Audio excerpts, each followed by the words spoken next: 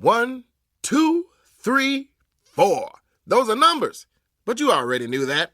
If you want to know what number you're going to pay each month for your car, use Kelly Blue Book My Wallet on Auto Trader. They're really good at numbers. Auto Trader. All right, sweethearts, what are you waiting for? Breakfast in bed? Another glorious day in the Corps. Day in the Marine Corps is like a day on the farm.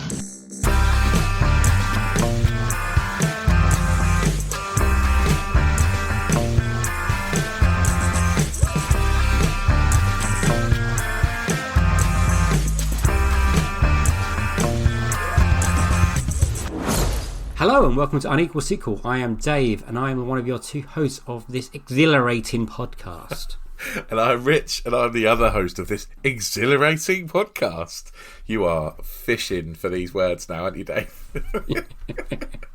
Think of me as Ellen Ripley to Dave's alien queen. I'm a badass bitch and so is he. Genius. The premise of Unequal Sequel is very simple. We ask our guests their best ever sequel, worst ever sequel, and finally their dream sequel. And of course we quite often drift off and have some chats about movies and just life in general, really. We should also point out we do delve into movie spoilers about the movies we talk about. So if we mention a film you haven't seen or you don't want it spoiled, just skip that moment and come back to the next bit. Thanks. Yeah. But on today's episode, we are joined by Chris Glasson. Chris is a brilliant podcaster, and you might know him from Hardcore Listings with Stu Whiffen, which is one of my favourite podcasts. You may also have heard him on the Drunk Cast episodes of Distraction Pieces with Scroobius Pip, where he is hilarious. And I'm really, really chuffed that we got Chris on. He's brilliant. Chris and Stu, what a team. Yeah. And we're very excited to sit down with Chris and chat all things sequels with him. These are Chris Glasson's Unequal Sequels. Enjoy!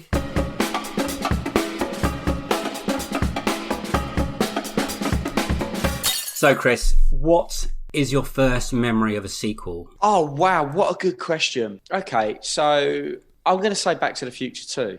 Nice. Yeah, great shout. Yeah. I like not trying to be pretentious because it isn't pretentious in the sense that everyone's seen Back to the Future 2, but it'd probably be a toss up between that and Jaws 2. They're two that I'd probably like that stick out. I'm sure I saw other sequels. I mean, I don't know how old I was when I watched sort of Return of the Jedi. But they're all sort of like in and around that same era. Yeah. What a golden era. Yeah, but Back to the Future 2 really does stick out to me as a sequel. I was like, oh wow, that was something else. And weirdly, a tenuous link between that and Jaws is that there's the scene when he's in the town centre and the big hologram of the shark and the Jaws theme plays and chomps him.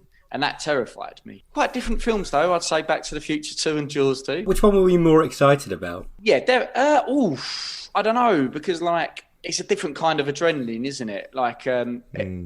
Overall, I'd say Back to the Future 2 is the superior film. I don't think I'll be anyone who'd disagree with me on that. But Jaws 2, I mean, it's still I can't remember how old I was, pretty young, which just terrified me, absolutely terrified me. I think probably the first 3 or 4 watches of that. I probably didn't get out of my teens before any horror film didn't have quite a significant impact on me. I was always quite scared of. But yeah, Back to the Future 2, there's just so much in that film, not to mention Flea from Red Hot Chili Peppers that I didn't realise for years until I was a Chili Peppers fan in the mid-90s, and someone was like, hey, did you know Flea's in Back to the Future? I was like, no. And then he's in his double collar. But it's just quotable. It's a great storyline that sort of obviously, what drives great films usually is characters, and, the Doc and Marty, just their relationship is a wonderful, wonderful, wonderful thing. So Dave loves Back to the Future 2, and so much so that he thinks it's better than the first one. Are you in the camp with it's better than the first one? Yeah, absolutely. I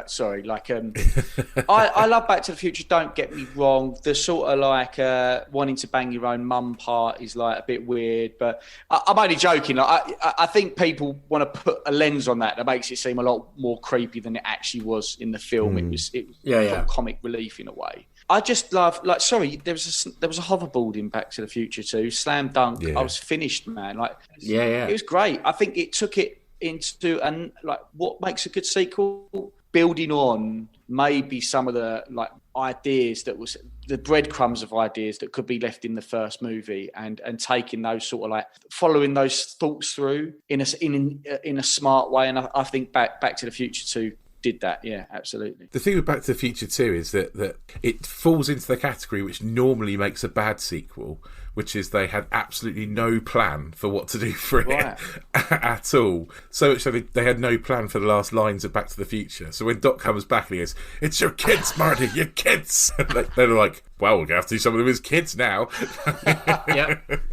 Yeah, right. Okay. So I've never looked into sort of like, there's certain films I've looked into the development of quite heavily, especially once DVDs and Blu-ray was a thing, because obviously there was director's commentary, wasn't there, on everything. But I've never looked into the Back to the Future productions. Oh, it's great. Yeah, Because have you never known about Back to the Future? They filmed it with a different actor for like 3/4 of it as Marty McFly, and then man. So it was. They decided it didn't work. Yeah, I know. Like they said, they just didn't get the thing out of, "Oh, I was going to kill me now," because I love the actor Eric Stoltz. That's the one. Who's great turn in Pulp Fiction, but he's done he's done lots of great things. He's been in classic films, but then he's been in absolute Killing Zoe is like the shit of a film. Yeah. So I think that was produced. I think the script was written by Tarantino. Haven't seen that film in ages. I wonder how that's aged. That was one of my first VHS films. So Eric Stoltz. Yeah, I forgot that he'd done it for ages and the chemistry wasn't there. I bet he was fucking kicking himself, wasn't he? I bet he is. I bet he still got paid though. So.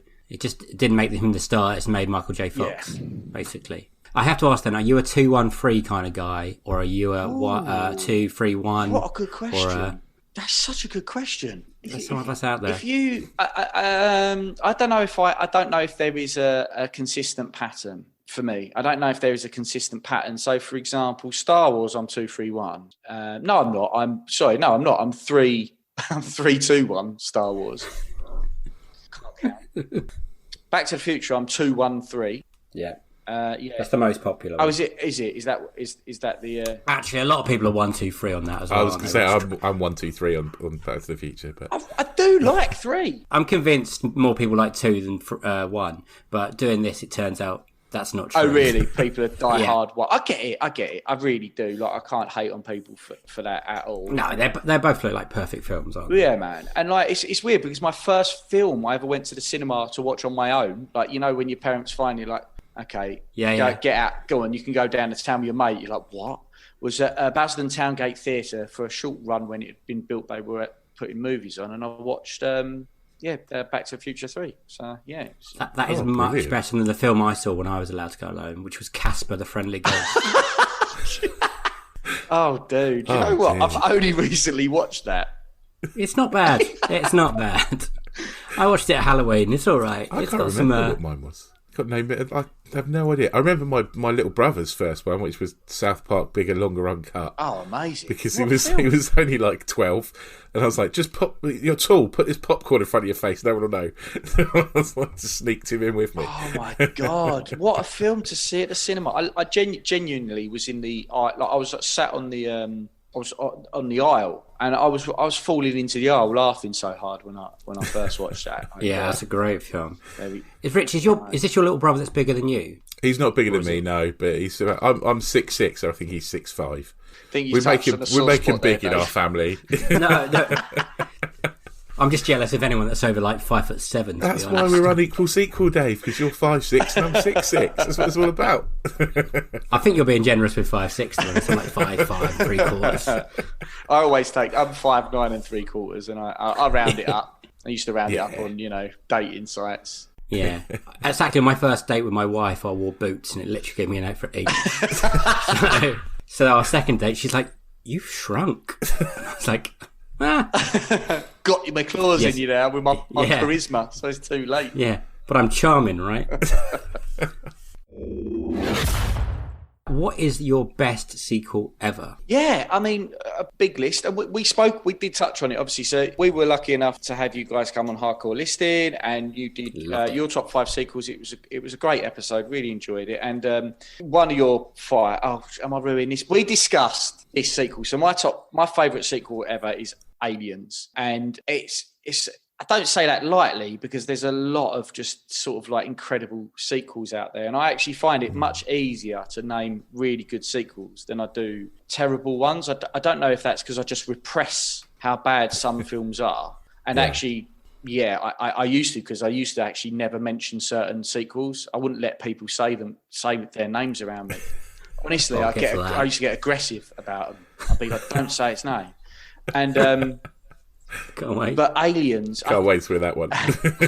Aliens, it just had such a profound impact on me. I can't always tell you where I saw a film. I can tell you who I saw that film with, you know, the room we watched it in, what was going on around that time, the excitement, and then just what it did to me as a person. It was kind of like, it really did. I think I saw it before Alien, to be fair, which probably did my experience of that a favour. Maybe if I was 10 years older and I'd seen Alien first, maybe my relationship would be different with it. Yeah. But from that, I became that really did cement my sort of love of that sci-fi horror and science fiction in general. And just like, it was an obsession of mine, Alien. So, you know, we haven't even got into the film, but so at that point, I started buying all the comics. I had like a Colonial Marines manual, which literally had all the schematics of all the weaponry, how the weaponry worked, the different colour grenades, like each grenade that you'd put in a pulse rifle has a different colour top. So I knew what were the incendiary rounds and the armour piercing. I didn't need to know that information. And that's when I realised that I was never going to get laid, and I probably wouldn't have a great relationship with girls for the start of my. I was just such a nerd. I was just a nerd for it, and like me and my mates. I had a good buddy who was an incredible artist. He was sick when he was younger, and even by the time I met him at school, senior school, he could draw just the most incredible artwork, like comic book style. And he'd draw aliens all over my pen cases, and of chest bursters coming out of like he'd draw me, chest bursters ripping out of me. I think he hated me actually. But we'd go to like WH Smith's, and I just have such fond memories of. Sit on the floor in WH Smith's, because they used to sell the graphic novels, and read like back to front Aliens Genocide, which was probably about a 2.5 hour read, just on the floor of WH Smith's. And then the Alien War came out at the Trocadero, and I was there like all the time. I think I went 4 times, and I like to the point where I was throwing myself at the aliens when they appeared. Like I was a bit of a strange kid, I guess. Like the aliens would literally come at, like, there's certain points where the alien would come out. And do you guys know about Alien War? Do you know what it was? I never went, but I've heard about it. Yeah, my parents wouldn't take me. I was scared. It was scary, for sure. But yeah, for the listeners who don't know, Alien War was, they basically hired this area that they turned into sort of like, almost like a laboratory where that looks a little bit like LV-426 from Aliens, and you go there as a visitor, and then it's a lab, and aliens break out. Excuse me. And they had some of the costumes from, I think, Aliens, and they'd made a few. And you get chased around by aliens, and it's just incredible. It's terrifying. And I don't know how old I was. I must have been like 14, 15, give or take. And I loved it. But like the first few times, you realise that some of the people who go in, who you think are just like punters, because they come and stand in the queue with you for like, you know, half hour, they actually work there. So when the alien appears, they grab them and yank them out of the lifts and stuff like that. And so it's terrifying. And even knowing that, you know, it's not real, you very, very quickly don't care. And like, there's people literally almost stampeding over you to get away from the alien, and you know it's not real. And yeah, but after about my second time, I was like, oh right, okay, yeah, I've been in that elevator scene. I know where they take the person. So like the third time, I was standing in the spot where the plant was supposed to stand. The guy was going, "Please, mate, just get out of my way. Like, please, just stand there." I was like, no, it's fine. And the door opened, and the alien goes like that, went to grab me, realises, obviously, because the actor knows, in the alien suit, knows I'm not the guy, went to grab me and then went and took the gun from me. And yeah, so anyway, it's a little story of Alien Trocadero. That's how fanatical I was, and that's before we talk about how amazing the film is. But talking about aliens, I've heard rumours of them doing maybe follow-ups again. I mean, it's a massive franchise, and Neil Blomkamp, the guy who did like District 9 for a while, was going to do, and that looked dope. Make a sequel that ignored Alien 3. Well, that's not a bad thing, is it? No, it was my Do you know what the funny thing? It was my prayers for many a year, like after seeing Alien 3, and I didn't even hate it. It just wasn't. It just didn't live up to Aliens, and you know, Alien. And the reason what makes Aliens so great is it had such a tough act to follow. It had to try and follow a genre-defining movie, a movie that mixed science fiction with horror in like a. There weren't many out there doing it to that standard. Alien is like a point in cinema that stands the test of time. Like it's not just for being sci-fi horror, just being a piece of work that stands out. Alien is pretty memorable, and then Aliens comes along and absolutely, that's like completely different, and it's magic. It's just so good. I in preparation for this, I knew that there's a Netflix thing called the movies that made us, and there's one on Aliens, and I really recommend anyone from who comes from this sort of like loves their 80s and 90s action and sort of, there's loads of that and horror, and the Aliens one is incredible, and it just talks about the whole production, and the production itself was a war. So I think the slug line of Aliens is this time it's war. Well, the production was chaotic, like the sort of like James Cameron and his Galen Hurd, who was then his wife, like the American team coming over and the British production crew just being like, no. Yeah. Nope. Yeah. We're having a cup of tea. See you later. That's it, the tea break. The extras on the when they did the first box set of the four of them is so good. And Cameron's reaction when they bring out like the tea and 11 o'clock coffee like cart is just brilliant. You should watch that. It's so good. He couldn't believe it. Like, oh no, we're all stopping for 11 for a piece of cake and a cup of tea, and he couldn't get over it. You've only got this certain space for a certain amount of time, and he was going mental. There's a slight spoiler for the podcast, but we've got a guest coming up, Ian Nathan, and he's on that episode. Oh yeah, we're talking about. So he's a talking head on that movies that made us, the Aliens episode. Really? Yeah, we've got him coming up as a guest in a couple of episodes' time. So he was in the production crew, was he, for Aliens? Or no, but he's like a James Cameron expert, isn't he? I think. Amazing. Oh god, who's James Cameron? Jim. I kind of empathise with Jim quite a bit, because like that was his like make or break film. So he obviously had a talent for writing. He was a fucking set designer, and he was a talented one. And then and then he wrote obviously and directed Terminator, but that wasn't like a studio movie in the same sense. It was very indie. And so when he got the budget for Alien, which was Aliens is so mad, it's on a shoestring budget, really. Like it blows my mind. I think his budget was like $15.5 million compared to all the other stonking movies that you put it alongside. Their budget was twice that. So for James, it was kind of like, we've got this amount of money and we've got to make this film. Like I've got to make it as good as it can be. And because he's like, he's a bit of a perfectionist. I guess he was a bit of he could be difficult on the set. But it talks about that. It talks about the tea lady, like the fact that he filled the studio for some of these final scenes with the Queen and filled it with smoke.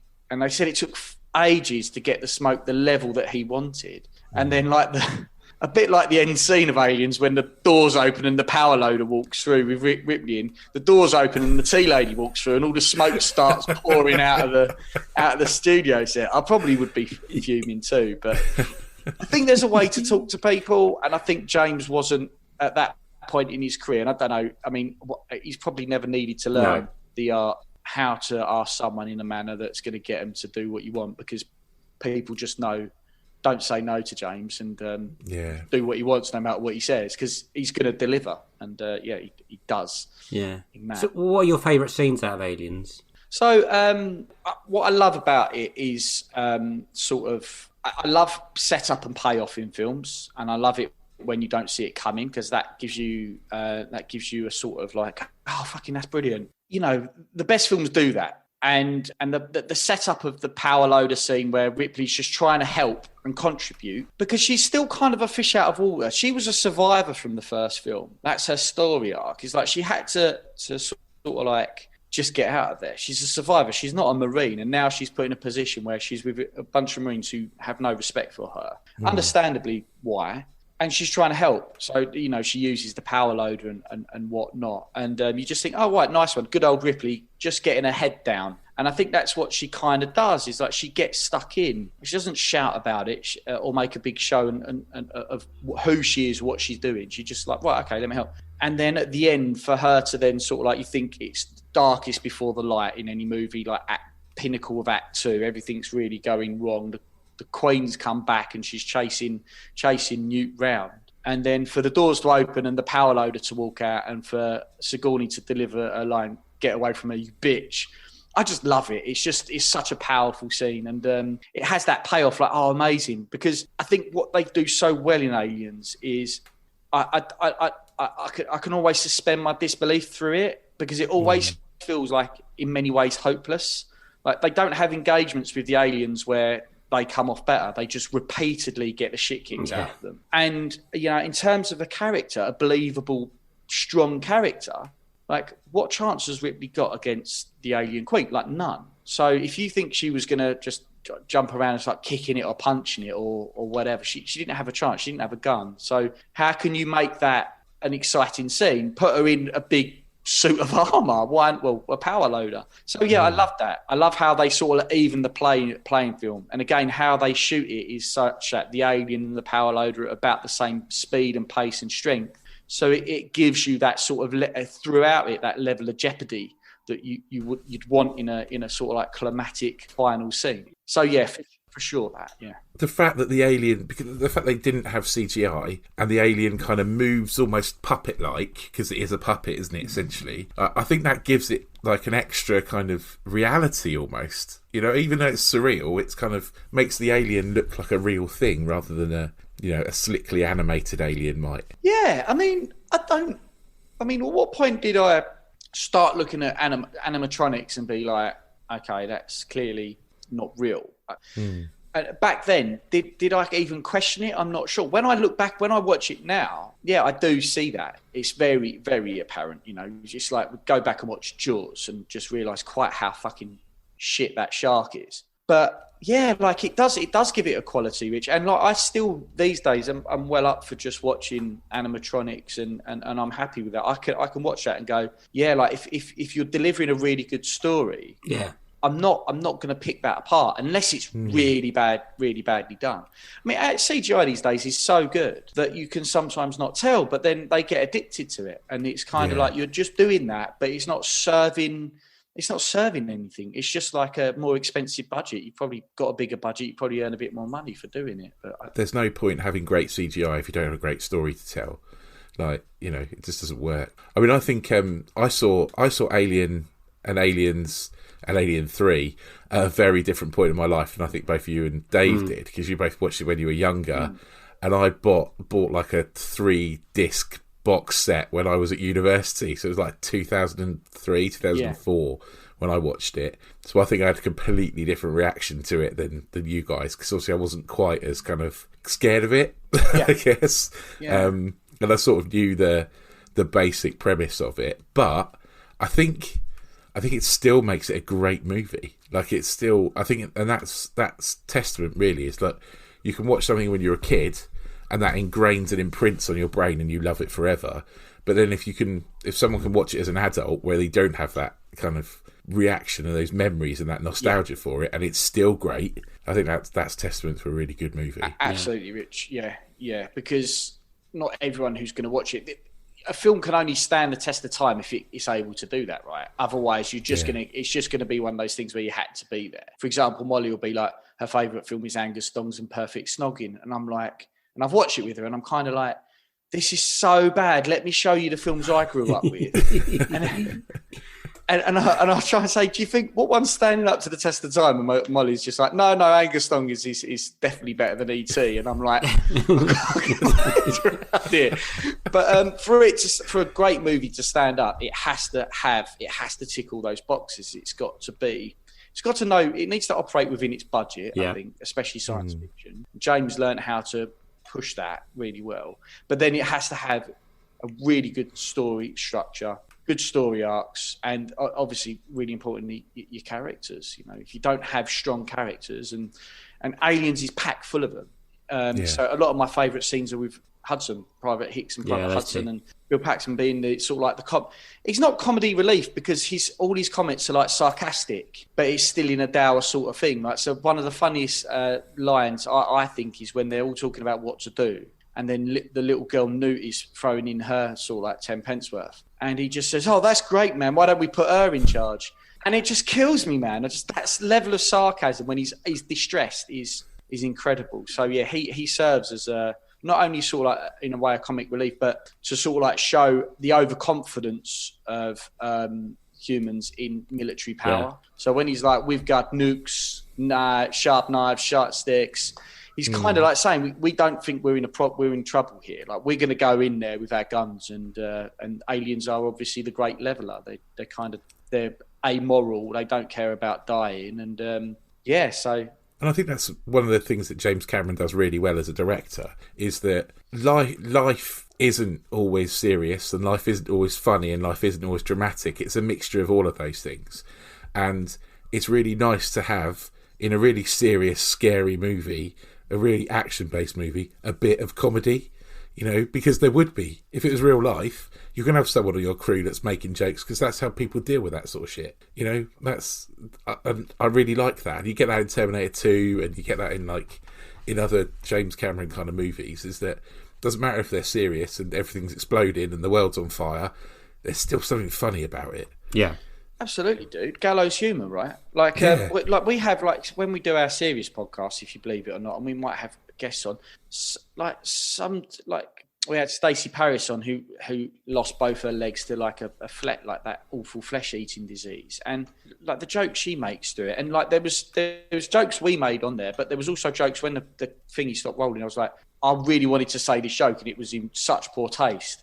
And I was like, I think you'd been all right with it, Stacey, but I still want to be careful about our audience. Yeah. And I think it was something about changing a light bulb. And she was like, I wish you had said it, because she's got gallows humour about it. And I have definitely got gallows humour. I can't help but joke about the worst things that have happened to me. And it's not because I don't care. So yeah, you do have that. It's so funny as well, Rich. I should have watched Aliens last night.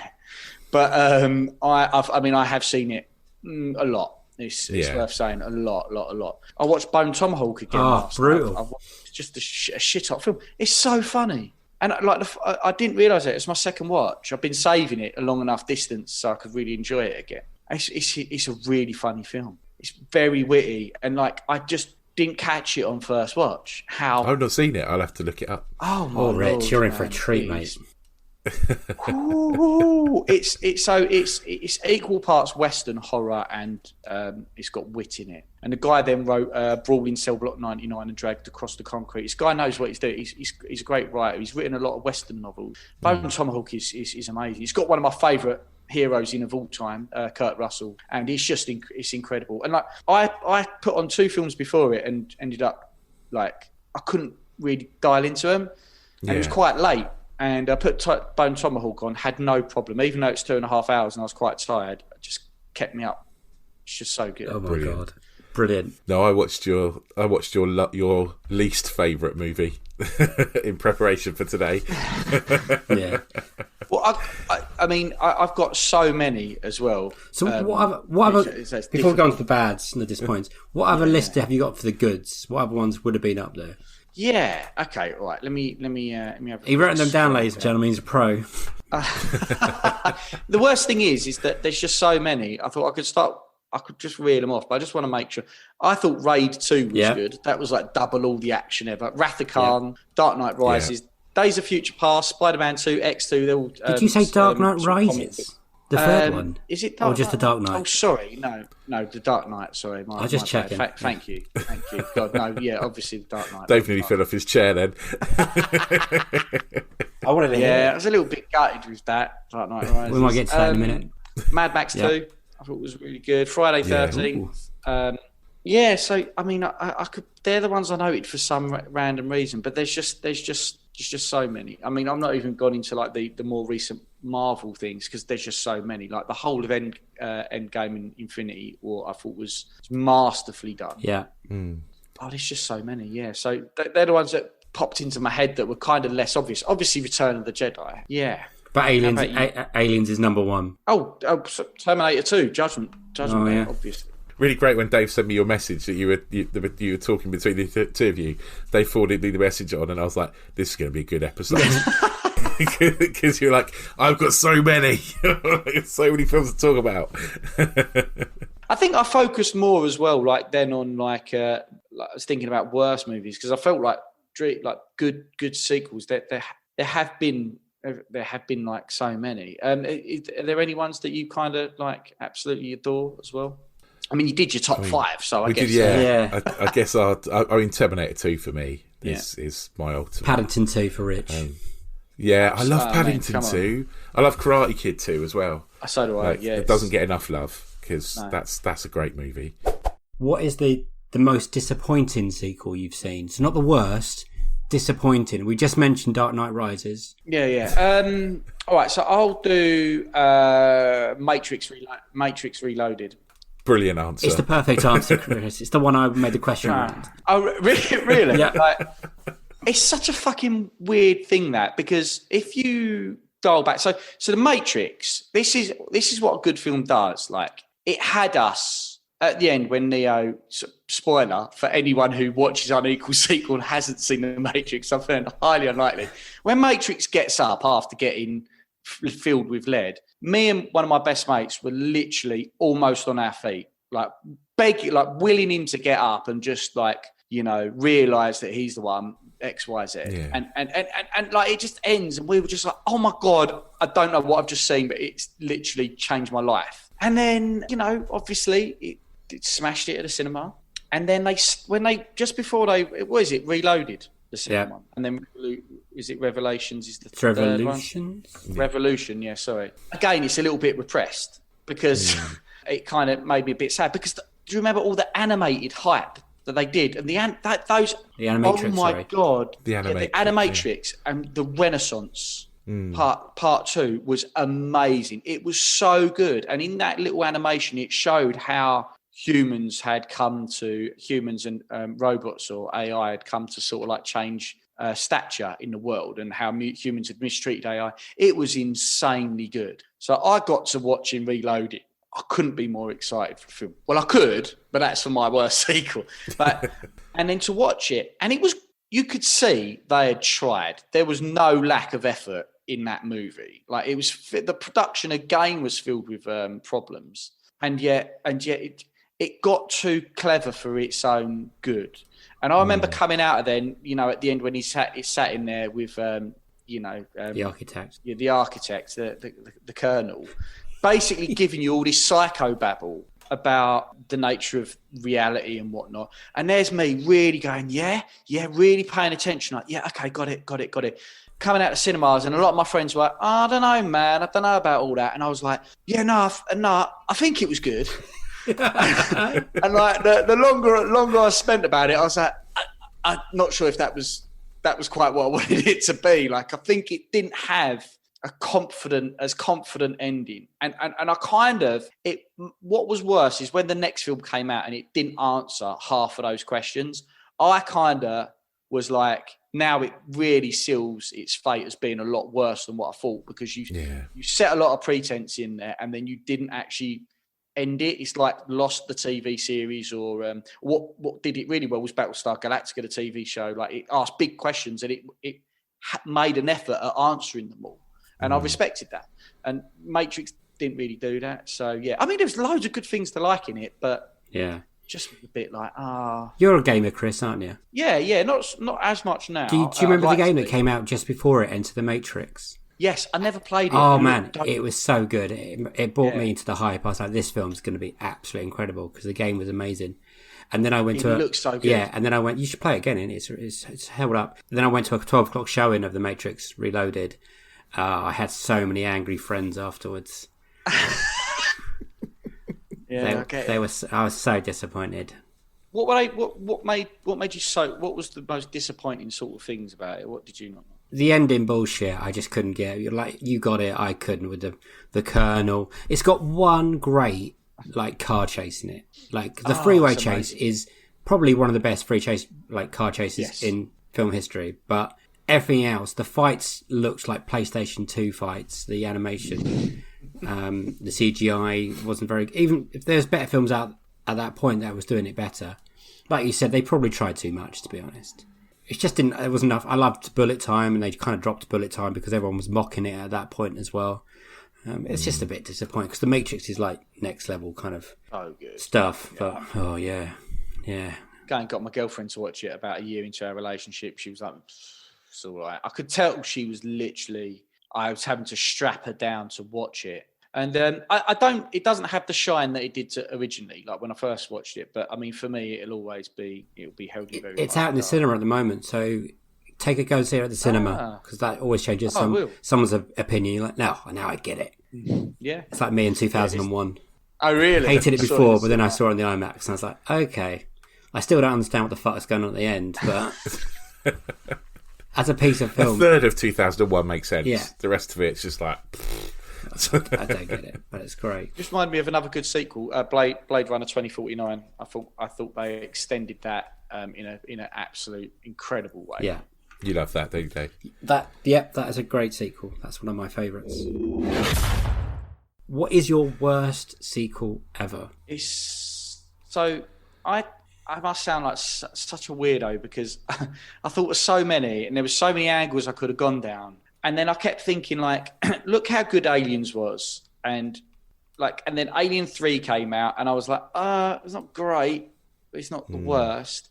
And then out came Alien Resurrection, and I was like, which came out a few weeks after Paul Verhoeven's Starship Troopers, which I fucking loved, and I still feel is that people sleep on actually how genius and good that film is, and funny and satirical it is, and all that other good shit. Resurrection came out. I was so looking forward to Resurrection. I was like, no. If you think that's good, in a couple of weeks, Resurrection's out. That I was like, I'm not quite sure what's going on with that. I was upset. A little bit like Reloaded. I was like, yeah, I'm pretty certain that was a bad film, but I love Aliens so much.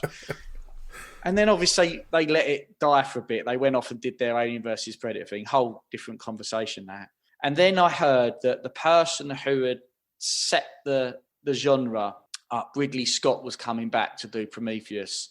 And I was like, if there's someone who can just go, listen, I don't know what you guys were doing with Alien 3 or Alien Resurrection, but let us dial it back to the good shit. And I thought, yeah, it's going to be fucking excellent. And it killed the franchise. In my mind, it killed the franchise. It killed me. It broke my little heart. And that's my worst sequel of all time. Oh, that's so sad. Look at his face.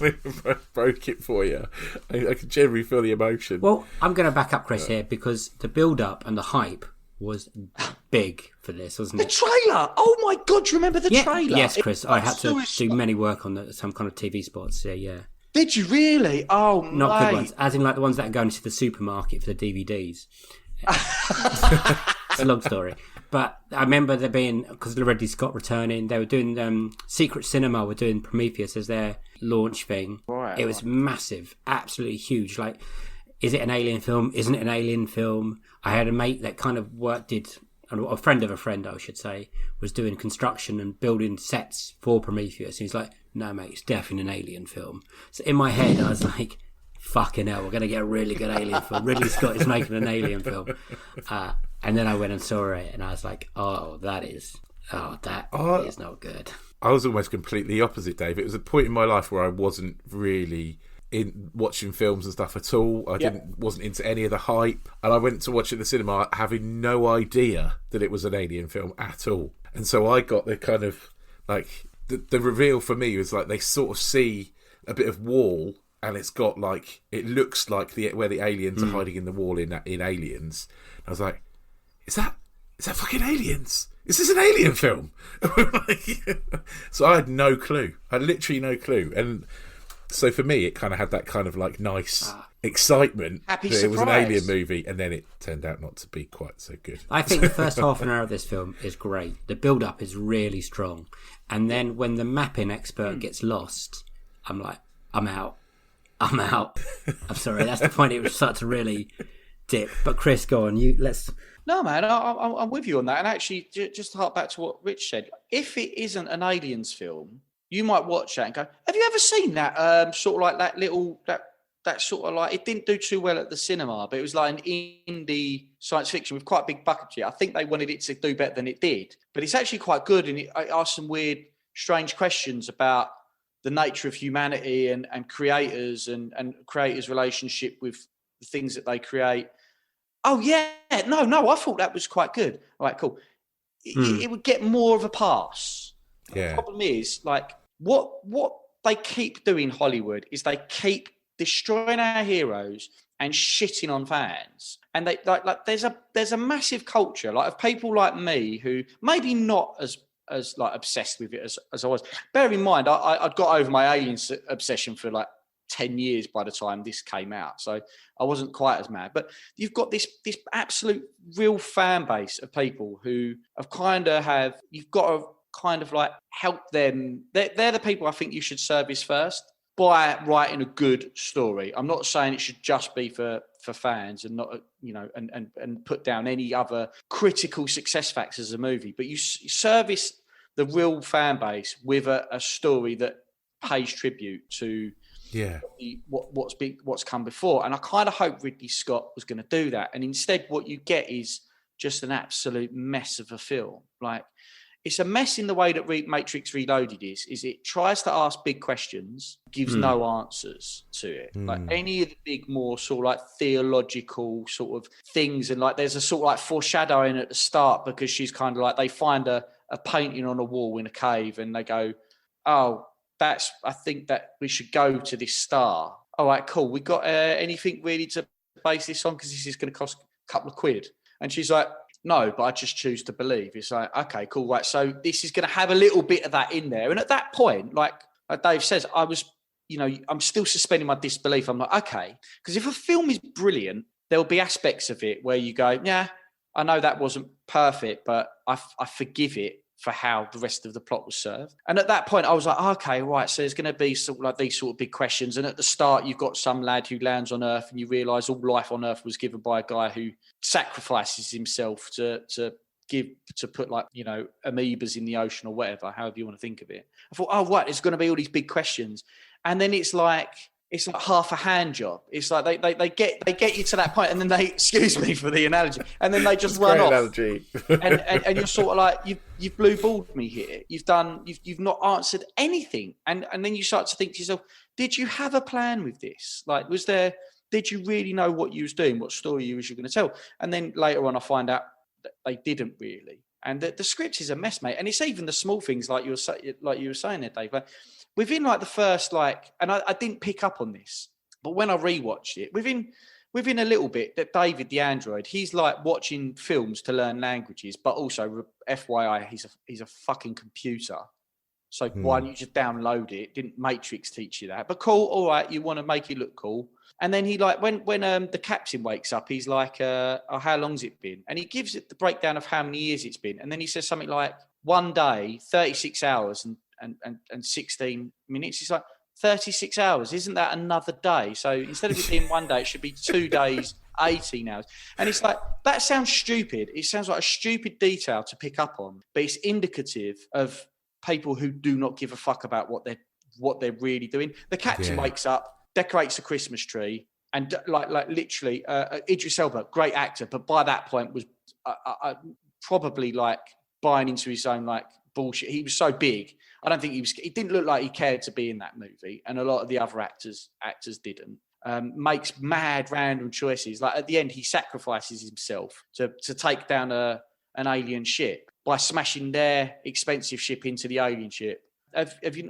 You're telling me that ship doesn't have autopilot? Like a Boeing, every plane in the world now has autopilot. You guys could have been like, look, this is going to be a bit of a rough one, but I think what we need to do is maybe jettison part of the ship and smash the rest of it. No, we'll all three of us to die because we don't seem like we've cared throughout the film. And that's not even the things I'm talking about, guys, aren't even the bad things in the film. Yeah. You've got a geologist with a 3D map of the fucking spaceship who gets lost. Why? Why is he lost? And he's such an unbearable prick. Like Sean that Harris. guy, he's an incredible actor. John Harris is a shit. And like he comes across John Harris isn't shit. He's great at Sean Harris, but he doesn't. But he's great at playing them. You know, he's done it in Harry Brown and many movies. Possum. I don't know if you guys have seen that horror film. Quality done by the guy who wrote Garth Marenghi, Matthew Holness. Anyway, I digress. Great character. Okay, you want to lean into him being a bit of a knob. Why always in these TV shows are these people who get on in spaceships where you're supposed to be quite like calm? Are you hiring these egomaniacs? And like that's all he is in it. And then he gets lost. And then him and his other mate try talking to like a snake that's got a vagina. That's very small. And I think he's the biologist. He should know about creatures. Don't go near a creature you don't know what it is. He's like, oh, what? Yeah, he's the biologist, and he's the one taken by surprise by the creature. Absolutely. Oh shit! No, this is cool. No, I'm gonna because I'll be honest with you. Yeah. It half looked like a king cobra. Like, and I was kind of like, I'm probably not going to get too close to it until we sort of like observe its behaviour from afar. And then again, like in terms of being scientists, a mistake the movie Alien never makes when they go down to LV-426 or the neighbouring planet Acheron. What I can't remember now. They don't take off their helmets. They're on an alien planet, which is after this movie in terms of timeline. And I think, like they don't take it off. Like as soon as they land on that planet, they're like, "Oh, the air's breathable. Cool. Well, let's get these masks off because I'm pretty certain there won't be a single virus on this planet." That's it. Straight away, helmets off. Yeah. But how do you know? Has COVID taught you nothing? Yeah, exactly. I know it was before that, but you know. But yeah, like you just wouldn't do it. You just wouldn't do it. Like the captain only asks about the atmosphere of the planet when he decides to enter the planet's atmosphere. He's like, so what's this atmosphere like? Oh, it's pretty rough. Oh, cool. Maybe we should have done a scan before we... No, don't worry about that. Man. Also, why do they park so far away from the actual building? Like, there's a storm coming. Oh, it's going to take you 15 minutes to get to us. How about you bring the big fucking ship to us? There's no rhyme or reason why you couldn't. Unless they're like, maybe, and there was no plot exposition of, well, what happens if that ship decides to explode or do something weird? Like you can have, if you want to do something like that, you can just use a script to have a conversation where you give them that exposition without it being unnecessarily clanky or like they're looking at the camera winking going, this is going to be important. Yeah. And like, I mean, the other thing is, right, like maybe it was so there was sufficient distance so when the ship crashes and Charlize Theron is running away from a ship, that she's got enough distance to run in a straight fucking line. This is someone who's been entrusted with all of Weyland-Yutani's basically future assets, and she can't think that when a big long thing that's about to hit the deck is above her, she should just run, like you say, Rich, sideways. Yeah. And it's just all these things that it's just absolutely like, there's no way Cameron would have let any of that shit slide. Like, he wouldn't have allowed this sort of behaviour. Like, don't hire Guy Pearce to play an old person. Hire a great old The reason actor. they did that is because they did film a scene with a young Guy Pearce at the beginning and it got cut. Yeah. Okay. Yes, they should have definitely thought, once that got cut, let's not use the... Because I was watching it going, why are they using Guy Pearce in prosthetics? Oh, it's why bad. haven't they got John Hurt to do it? Or, you know, like some, a real actor to play an old person. Like, well, get Lance Henriksen, for fuck's sake. Like ultimately, like I'm sure in one other movie. Lance Henriksen. It's Alien versus Predator. We shan't talk about that. Yeah. Yeah, no, exactly. And also they used his features to say he was the guy who created Bishops as opposed to... So I guess they couldn't... But they've encountered to that. Like, okay, you were thinking that there was going to be one scene where you were going to show the younger version of them, but then 70% of it was going to be an old person. Surely it would have been cheaper to have done the one scene as making an old person younger. Yeah, probably. Yeah, I'm with you. Than do 70% of it with having to make him look really old. And again, it's one of those ones where like it's good makeup, but I can't help. it's not good enough for me to not see through it. You know, It looks And I'm like not- Johnny Knoxville playing like in Jackass when he's grandpa. Grandpa. Absolutely, man. Absolutely, yeah. I don't know. I've probably got a lot more hot air about. I've probably noted more stuff down like this. But the black goo never made any sense. There's no payoff to The anything. tacked on ending of the alien coming out of the, Yeah. and then never getting any answers from it, even though they had a sequel to it called Alien Covenant, and it still hasn't. That's what I was going to say. Did I fall asleep and miss something? Why? So the engineers created us, and what, they hated us so much that they then wanted to destroy us? Yes. Why? It doesn't I think answer, we were getting out of maybe it's hand. because I haven't watched it enough now. Yeah, maybe. Like, Can't blame yeah, you. exactly. I mean, it looks like they were creating, for some reason, chemical like bio weapons, and maybe they were going to drop. Maybe there's like this difference there's a schism in the planet of where the engineers come from, where some of them thought, let's create a planet full of life, and a bunch of others were like, we don't think that's a particularly good idea, so we're going to get rid of it at some point later. They find out about it.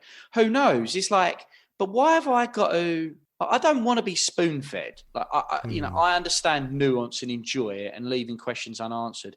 But I like to think that you've given me enough to be able to draw some reasonable conclusions from a film. And I don't think like Ridley Scott laid those breadcrumbs enough for it for me to piece it together in an enjoyable way. And you've got people trying to post-rationalize the genius of it. Yeah. And I'm not so sure about all of that. Like, you can post-rationalize a thing to sound smart, but I don't think it did the job. What doesn't make sense to me is, so these alien engineers, they've got the technology to generate life. They essentially made life on our planet. Then they go away. They've also been observing our planet and then think, oh no, that's getting out of control. We need to destroy it. Why don't you just blow it up? Why don't you, you've got technology that you could probably just destroy the planet. Why create some devastating creature, bioengineered creature, that then, by the look of it, also kills you? And then put together some weird kind of map for us to then evolve long enough to be able to travel across space to go and find. No, that don't make any sense. It gives me a headache. It really does. I say, just take off and nuke the entire site from orbit. That's what they should have done. It's like I think Hicks suggested it in Aliens. Yeah. It'd have been a lot simpler. Just fucking nuke us. Like, there's probably plenty of it. If you've got that sort of ability to travel through space, I'm sure you can find other planets that entertain life. Well, yeah. I mean, even just come down and cause some disasters, like blow up all the nuclear reactors we've got on Earth. Why create the aliens? Introduce the iPhone. And just watch society and social media. Just watch society collapse itself over the course of 100 years. Climate's going to get us anyway. Yeah, exactly. That's it. We're done. What's the sequel that surprised you the most? As in a good way, as in you might have not enjoyed or you thought you can better it. And then I know we mentioned 2049 Blade Runner. I think that's a good example. It is, Dave, and we can talk about that. I'll try and think of another one, but I happily dive into 2049 as well. Yeah. So were you a big Blade Runner fan? Yeah, reasonably big. Yeah. Definitely. Yeah. It's one of those, weirdly, it does it a lot in Aliens, is rain, and obviously in Blade Runner it does, and certainly I've got a massive affinity for rain, and I think a lot of that stems from the movie. Another great movie is The Crow, and that's raining in that all the time. And so I think part of my affinity to rain comes from that and Blade Runner, and it was incredible. But Blade Runner 2049, I guess it's a good example. You're welcome. Dave, so thanks for doing. Well, my you work brought it for up me earlier. here. I'm just following the breadcrumbs that you. Yeah. To be fair, I might have picked it because I had because they keep botching sort of when they want to come back. Let's take for example Total Recall, I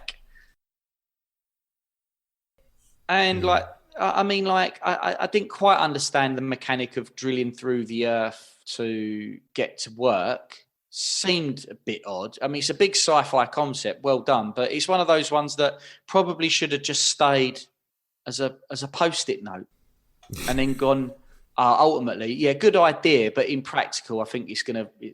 So anyway, so Total Recall came and went, and like they've done this with a few other things. I'm undecided about the reboot of sort of RoboCop. So even though 2049 was not a reboot, it was an actual dedicated sequel. I was kind of like, we've seen. Yeah. I mean, look at Aliens and Terminator as well. I mean, oh God. So one of the movies I won't say the name of is the third in the Terminator series. It angered me so much.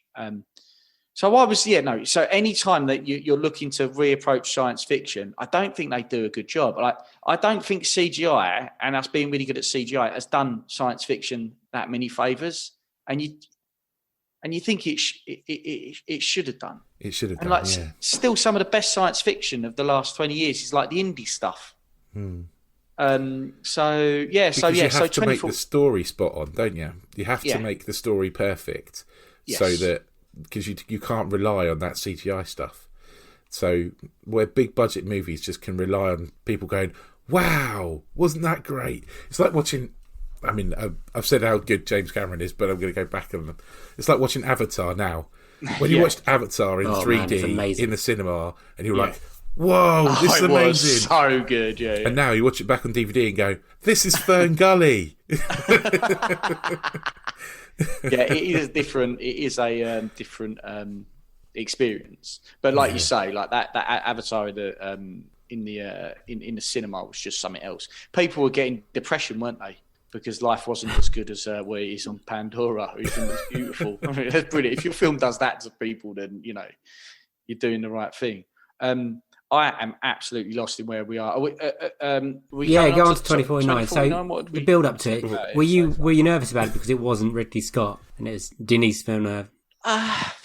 Less because I think Ridley Scott had already done Prometheus by that point. So like he tarnished his name like massively. So like I just felt like he'd lost it. Unfortunately, that's how I felt. I felt like he'd lost it, and so and then it's done. The Martian was good. Oh, I haven't seen The Martian. Oh, it's great. I haven't seen it. You should check that out. out. I absolutely will. Is that Ridley Scott? Yep. Okay, I'll watch it. It's on Disney Plus, 4K. It looks amazing. Excellent. Okay, done. I'll watch that. I don't want to be upset with Ridley Scott. So I mean, Dennis hadn't he done what's it called before that? Arrival, which was great. And I thought it was really good. Again, big science fiction concepts in there, executed well. Time traveling through the use of language. What? Yeah. That's brilliant. What a beautifully strange abstract concept. That's just right. And so I kind of 2049 I think does what a good sequel like Aliens does, which is it builds on the suggestions and narratives and thought lines as a means to narrate. So like take away the DOP and how well it's shot, like all that stuff, like storyline and the questions it's asking, like it develops beyond like premises in 2049, like can you be in love with an android? Can you find like Deckard, or is Deckard an android? Again, is another big question and all that. And can an android find love in something else? And that is the AI, his AI counterpart, played by a wonderful actress, the French actress, pants. The one who was in Bond recently. Yeah, I don't want to massacre her name, but I know who you mean. No, she's just incredible in that, and their relationship is just wonderful. And it's like also raising questions of, does it matter that she might actually just be a program and doesn't really love him, but is giving that android all the full sensations of what a loving partner should do? And is the android actually experiencing love, or is it just ticking all the boxes that it's been programmed to perceive as love? So there's all these like things, and that's really not even, these are like the more subtle notes of that movie. And bringing all the other characters back in the way they did, I thought was wicked. I'm really a bit, I think I'm in love with Ryan Gosling. I think he could turn me, to be honest with you. I think it probably surprised Molly if she says, if there's one celebrity that you're allowed to cheat on me with, and I go Ryan Gosling, I think that's going to upset her. It won't. She'll be happy. But I think Ryan Gosling, I love him. I think he's a great actor. I think he's done a really good body of work. Notebook's a great movie. I really liked it. Maybe because I saw it with my girlfriend. But I think he's great. I think he's done loads of good stuff, and he's a good guy. I think he did well at sort of like picking up as one of the main protagonists in it. Yeah. So I think it's a great sequel. It does all the right things, and it's shot like. I mean, have you guys watched Dune? Yeah, I have. No, I haven't seen it yet. It's Dave's fault that I haven't seen it. So what did you make me watch instead, Dave? Eternals. I haven't seen Eternals yet. Oh. What It's where we at? okay. It's okay, but it's not as bad as people were making it out to be. But I wish I'd watched Dune. It's not a sequel. I mean, Eternals isn't really a sequel, is it, Dave? Come on. It's franchise. We shoehorned it in. Do you prefer 2049 to the original Blade Runner? That's my final question on this one. Maybe. I do. So I'm really sorry. I think if you put a gun to my head, Dave, I'd probably say yes. Yeah. There's no shame. And it's not the shame. It's that I've watched Blade Runner 2049 probably 3 times in the last 5 years, and I haven't watched Blade Runner.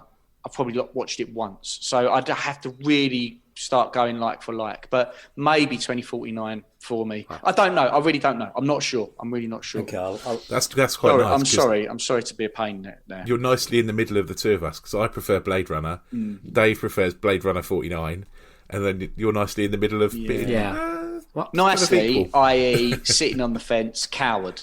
It's a safe place to be, Chris. Yeah, it is. Yeah, It's probably where I put myself. What is your dream sequel? Right. So just for everyone listening, to cement the fact that I've got an obsession about aliens. Again, as a kid, I said to you guys that it had a massive impact on me, and so I'd read a lot of comics, almost before I started reading sort of superhero comics. I was reading indie comics and not really realising that, because no one comes up to you and says, "Hey kid, do you know that these aren't what everyone's reading?" So it was strange. I was reading all the Dark Horse comics, and Aliens and Predator were a lot of their line. They did release a lot of stuff. I think Neil Gaiman had quite a few bits on there as well. Like, I don't think Sandman might have been on that. But yeah, so there was a wonderful, in about 1992, Mark Verheiden wrote, and it's not Paul Verhoeven. So for years, Paul Verhoeven, who done RoboCop, and Mark Verheiden were brothers, not related at all. But I've got a terrible habit of muddling up names, as Stu always makes fun of me over. But Mark Verheiden wrote the Aliens comics that went down really well, and then he wrote Aliens Earth War. And I think after watching Aliens and then having these 4 comics that were Aliens Earth War, I kind of always thought that's where they would just go, because Alien 3 hadn't come out, and I was like, some people criticise Earth War, but not to the extent where like they couldn't have maybe refined aspects of it for live action. And it was really good. And it kind of, a bit like we keep saying about sequels, like how you can build upon what might have been shown previously in previous films and themes, and expand upon them, like 2049 did, or Aliens, or Terminator 2, which, you know, is the absolute bomb. Yeah, it does that in Aliens Earth War. And it basically, so I've just been hoping for that movie probably more than any other film, I could. What's the plot? I don't know what it is. I was just going to say, Dave's not big into comics, so I don't think he knows the story. Yeah, what's the story? Yeah, sure.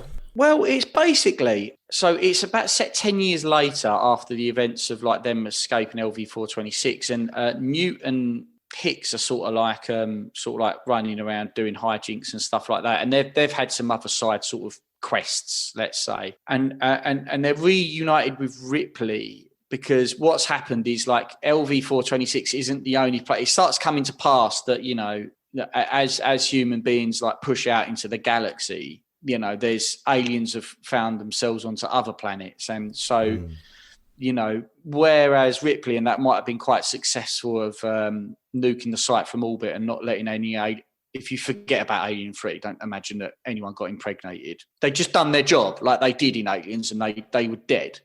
But not everyone had been so successful, because you haven't got the world's greatest protagonist, in my eyes, is Lieutenant Ellen Ripley. Like, no, beyond any shadow of a doubt, she's the greatest action hero of the time. Obviously, other people failed at it. And so aliens work their way onto spaceships and whatnot. And before you know it, they've found their way back to Earth. And so like Earth is in sort of like a state of absolute disarray. And so alongside this, what this is the bit of the plot that I might change if I was to write it as a script. I'm not sure. It worked for me as a kid and as a teen, but now I'm not sure. But effectively what happens is Ripley and Newt in particular start having a lot of dreams, which is of another alien queen, basically. And it keeps sort of like they keep getting drawn to sort of like a certain place in space. And effectively they realise that through their intimate contact with the aliens and stuff, and it's never really explained in Aliens. So it is a fair draw from it. What Verheiden's done is that the queen sort of like, there's suggestion in Aliens that how is she communicating with the drones, and it's a psychic connection. And what they basically start to say is maybe Sigourney, through her contact with them, because no one else has really had that close contact, she has some residual connection, and it draws them to a planet where Queen of Queens is. And basically through like, you know, cool stuff, they end up catching the alien queen and getting rid of that planet, and then being like, it seems that, you know, most of the aliens have been getting drawn to Earth, whether or not that's because they feel like that's a great source of food or whatever. So they decide just they're going to dump the queen on Earth, and then they're just going to scratch Earth, because the planet is like, we've gone everywhere now, we're interstellar, so it's not like we have to stay on Earth, and Earth is absolutely hopelessly fucked. And so I guess that's the plot line basically. But how the comic, it's been years since I read it, but the comics was quite a nice little simple 3-act structure. It was in four editions, but you know, with a little bit of work they could have done it really nicely. And so I was always hoping for that sort of thing. It brought in new sort of like people along the way as well, new characters and stuff like that. And I just thought that would have been a much nicer way to sort of like maybe end it, if you wasn't going to just have it perpetually going on forever like they seem to do now. Like, and it would be able to, you'd be able to do the thing that Aliens does, which is slightly shift genre again, because you could shift the genre to be like almost like a zombie movie, almost like a post-apocalyptic kind of zombie movie where the aliens have infested Earth, and it's the people trying to survive. You know, it's a survival movie. It's a really good shout, mate, actually. And actually there is I'd never thought of this, but there are scenes like that, definitely. When they come back to Earth, there are scenes where they're kind of like sneaking around, but it doesn't look like this claustrophobic sort of like lab like it is in Aliens. It's much more, you know, fucked up skyscrapers and, you know. Yes, I know, absolutely. You could slightly, you know, again, and I think that would be good for it as well. I think that would be a natural transition that you could have done with that whole thing, and then been like, okay, and there's the end, and congratulations, you've nailed a trilogy there. But instead, they never did it. Like in Resurrection, I'm sure at the end of Resurrection, they're hurtling, like, isn't one of the ship they're on sort of like burning up over Earth's orbit? And I kind of thought, I was like, oh, maybe this is how we're going to get there, and they've got plans to do Earth War. So even then, my poor little brain was like screaming out to think that they were actually going to just follow the comics, because so many times comics write narrative stories better than what movies do. And I guess as a kid as well, I didn't quite understand that sometimes what works in a comic might not work in a big budget film. So maybe my this being a dream film might actually in production be an absolute fucking disaster. But I think with the right person, like for example the chap who did District 9 and that, I think he would have honoured Aliens better than what Ridley Scott did. But from what I hear, so is it Neil Blomkamp for My Massacre in East? Yeah, that's right. I read an interview and he says, I think my what was Chappie. The one after District 9? Chappie. I quite like Chappie. I must say I quite like Chappie. But he feels that might have he did two. He did Chappie and Elysium with Matt Damon. Elysium, yeah. I liked it. I liked them both. I've liked that. He's world. a really good world builder really cool world in films, visual style. Yeah, I agree. I think I'd have been up for an Alien 5 of him. Would you have brought back Sigourney Weaver? You would have massively, wouldn't you? I think so. I don't know because of how far time's passed now. But again, I think if you're good at writing a story, you can make that all, you know, absolutely believable. Like, it's a weird one because I don't know. Like, I love the idea of having Michael Biehn back as Hicks and Newt, but I mean, like, it's all like so much time has passed now. Maybe there's parts of this mechanic that as I say, in production, maybe it doesn't work. Maybe it's just a child's If you fantasy were making that this actually after Aliens, doesn't before work. Alien 3 doesn't exist, so we're talking maybe early 90s, that's prime Sigourney Weaver, wouldn't it? That would definitely... Oh, mate. Oh, God, can you imagine that? I mean, she was great in Alien 3, to be fair. Alien 3, like I said, Aliens was a little bit hopeless. What I meant by that was their engagements with the aliens are hopeless. At the end, there's a note of there is hope. Alien 3 is just the most dour movie. Like, there's not really any hope or humour really in it. But she's great in it. Like, she shaves her head. She couldn't be more, like, ultimate female badass, you know. I mean, she did. Ripley set a tone for women filling those roles, like Linda Hamilton then being like in Terminator 2, and you know, I think she really did set the template for that. So she would have been great, and she was peak Sigourney Weaver. Yeah, I'd quite like to see an alien, almost like Old Man Wolverine. Like I'd quite like to see kind of like an older Sigourney Weaver, an old lady Ripley, and how that works out, and how, like, you know, life has completely changed, but now, like I say, like aliens are taking over Earth, but she's older, and Newt's grown up in this, and maybe Newt's got kids, you know, like. You know, I'd love to see that kind of. I think that's a great pitch, mate. Thanks for Grandma that, Ripley. pitch. But yeah, do old man Wolverine cracking absolutely shit hot comic. Yeah, absolutely, man. Just, again, what was that as a Western? Yeah. So like, you know, in a way, like you could again just slightly twist that genre, twist it another way, again like what they did with Bone Tomahawk, and make an incredible film. Yeah, have her doing this redemption plot, and like, you know, come on, let's put this let's defeat the alien menace, and also let's put this franchise to bed now and stop shitting in my heart, guys. Stop shitting in my soul. Like, stop doing it with Terminator. I was about to ask what are your feelings on Alien versus Predator films, and then we'll leave it. Oh, mate, I was so excited, Dave, about it that I was so excited. And I watched a hooky copy. So this is like mid-2000s. I was a broke-ass human being. I watched a hooky copy. It was a terrible copy. And again, I was a bit like, you know, like Matrix Reloaded. I was like, was that a good film? I'm not sure if that was a good film, because it had some good stuff. Like, they fought a queen at the end, and there was some predators, and there was aliens, and they were having fights, and it was in a temple. And I think that could work. But I'm not sure if it did.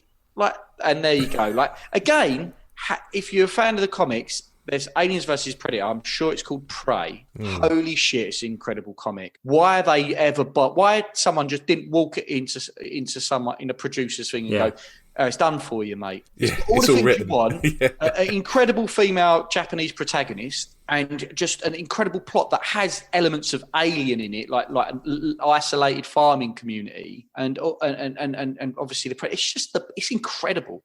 So yeah, it's not good. And then there's Requiem, and that's just another. That's one of my least favourite movies ever. I think Alien versus Predator 2. It's definitely the worst sequel we've been made to watch while doing this. It's so... well, I don't know. I think Weekend at Bernie's 2 might be the worst sequel I've had to watch. But Alien vs Predator 2 just wasted what could have been a good concept. And like you say, it was already written. There was already the comics existed, just use them. Instead, I felt like I just watched a black screen for... Oh, it's so shot so dark, wasn't it? Yeah, ridiculous. It was nonsense. Dirge. And Dave, you watched Alien vs Predator. I watched both of them at the cinema. Yeah, I remember watching the Alien vs. I've gone into this at another point. I really bought into the build up to Alien vs Predator because they did a quite a good job of selling it. Because the director was like, "Yeah, we got these massive people with massive guns," and they showed a clip of like 3 predators on like a pyramid thing, just chopping down hundreds of aliens. It was amazing. I was like, oh my God, this is finally going to be it. And then it was a puddle of dog shit. I hate it. I hate it so much. Yeah, it was a mass disappointment. It's one of those ones. The more I've watched about 3 times, and like now I'm just it's not worth it anymore. It's not worth it. Leave it as it is. Stop hurting myself. Instead, I go back and watch Piranha 2. Directed by James Cameron, and in his words, the best movie about piranhas that can fly. It's also up there with like I really did enjoy Piranha.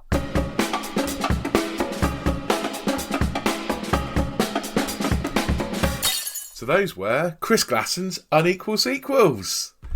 I think I spotted a theme, Dave. Another week, another theme. No, but I loved it. It was great. I did too. It's weird that we've gone a while without talking about aliens. You know, we've been doing this for a long time, and we've not. How can no one pick aliens? I know. It's the We've first. not had aliens come up, have we?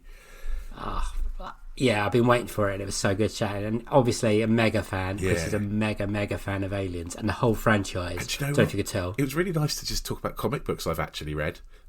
Yeah, I had no idea what was going on for most of those comic book discussions. I was just nodding like, yeah. Because normally we talk about movies that I've not seen quite often, and you know all about them because you've seen everything. And so it was nice for me to go, oh, I've read these comic books he's talking about. That's really nice. Yeah. Should I point out that Prometheus isn't really a sequel, but, you know. Yeah, it's a prequel, really, isn't it? But, yeah. But still, it's a franchise film, and I wanted to talk about it. So Yeah, I think it's okay. We can bend the rules for Chris. absolutely, we've bent the rules for other people. Yeah, so. yeah, we'll just bend the rules a little bit for Chris. I mean, I've got to be honest, I don't think Prometheus is necessarily the worst in the Alien franchise either. Alien vs Predator 2, that's you. But it's personally to him it was. Yeah, definitely. Absolutely. I completely understand where he's coming from on that. Yeah. Yeah. And like you say, the first half an hour of setting up that film is really good, but then the rest is shocking. Yeah, it doesn't have the payoff in any way. It's one of those films I've watched a long time ago and thought, okay, I didn't enjoy it really. Maybe I'll enjoy it this time. Yeah. And then It's just not satisfying, is it? It's just not. Yeah. It's like a bad meal. When you go into a good restaurant, you're like, oh, it's this chef. Yeah. That chef you really love is going to make this meal. And you're like, and you might have a really good starter, and you think, oh my god, this And then is your main course tastes like dessert. Raw turnips. Yeah. And I loved, and as I haven't read any of the Alien about comics, I loved his Dream sequel. I'd be bang up. For that. Yeah. I think there's so much scope to make a really good Alien sequel, which skips, like, destroys Alien 3 and 4 and all the rest of it. You know, I think there's real scope there. I think he's, yeah, there's a real good shout. To genre swap as well, to like make it switch it up again. So it was Alien was a horror, Aliens is an action movie. Make the next one, a western or an apocalyptic zombie movie. That kind of, there's so much scope to do stuff. That would be great. Rich, where can they listen to Chris? You can find Chris on Hardcore Listings, which is a brilliant podcast where Chris and Stu either talk about their top 5 things or they get guests on to talk about their top 5 things, and you can find them on all your good podcasting places. They are part of the Distraction Pieces network. Go and check them out. Yeah, it's great. And we've been on that, so check our episode of that out. Yeah. And we had Stu Whiffen, who is the co-host of that podcast. He was on last week, so go check our podcast of that out from our timeline. Is that the right way of saying it? Was it last week? Or was it the week before last? Week before last. Sorry, you're correct. And where can they find our podcast, Rich? Well, you can find our podcast on all your good podcasting platforms. You can find us on Google, you can find us on iTunes, you can find us on Acast, you can even find us on Apple. No, I've already said that one, haven't I? Google? I said Google. I didn't say Spotify. That was the one I didn't say. I mean, you can cut that together to make it sound good, can't you, Dave? Or you can just leave it as is and make me sound like a Wally, which is sure is what you're going to actually do. Yeah, you can find us on the internet, on Twitter and Instagram at Unequal Sequel. I'll do the email this week. You can email us if you want at unequalsequel@hotmail.com. If you have any comments or you just want to say, guys, you're doing a really good job, send those comments to us. Also, please rate and review on Apple and Spotify or wherever you can do that kind of shit. I don't actually know, but we would love some more 5-star reviews. Oh yeah. That's all from me this week. Come back next week. I just want to know, Dave, before we go, are you now doing the socials and the email because it's not funny because I don't get it wrong every week now? Yes. Damn it. Just because I was getting it right, now you're taking it away from me. Hopefully you'll forget and next week you'll come back and say it wrong and I'll be happy. So that's a goodbye from me. Bye-bye. And it's a goodbye from him. Bye. See you next week. Have a good one.